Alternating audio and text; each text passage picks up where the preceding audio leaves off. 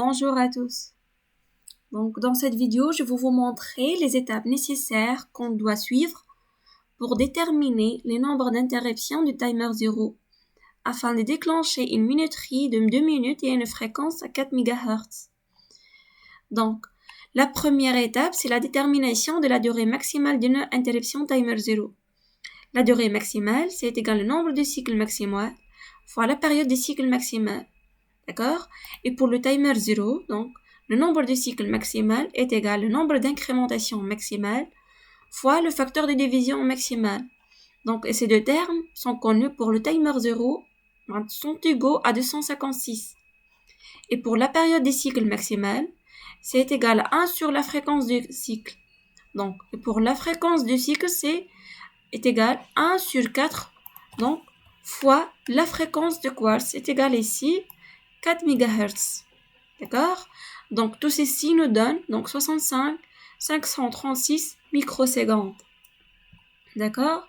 La deuxième étape, c'est la détermination de nombre d'interruptions. Une remarque ici. Donc, on remarque que le nombre, la période désirée est plus important donc, que le nombre d'interruptions. D'accord? On doit impérativement ici calculer le nombre d'interruptions. Si dans le cas inverse, c'est pas la peine de calculer, vous pouvez configurer vos registres d'accord?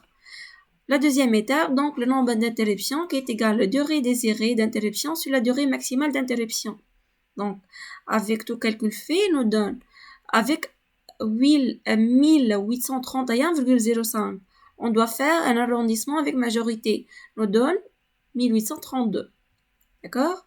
Donc, là, c'est pas la fin. On doit vérifier si la durée obtenue, si on a considéré le nombre d'interruptions, 1832. Donc, la durée obtenue est égale au nombre d'interruptions fois le nombre d'incrémentations maximales, donc fois le facteur de division maximale fois la période des cycles. Donc, ces trois derniers termes est égal à la nombre de cycles maximal du timer 0 qui est égal à 65 1536 fois 1832, donc on nous donne ceci en microsecondes. Voilà. Donc, si on a considéré donc cette durée obtenue, on doit donc calculer le nombre d'incrémentations avec plus de précision. Donc, le nombre d'incrémentations est égal à la durée désirée sur le nombre d'interruptions fois le facteur de division maximal fois la période des cycles. Nous donne avec un arrondissement par majorité est égal à 469. D'accord? Pour plus de vérification, donc on doit déterminer la durée obtenue avec le nombre d'incrémentations trouvées. Donc la durée obtenue est égale au nombre d'interruptions fois le facteur de division maximal fois le nombre d'incrémentations fois la période des cycles. Nous donne la période désirée. C'est égal à peu près la même.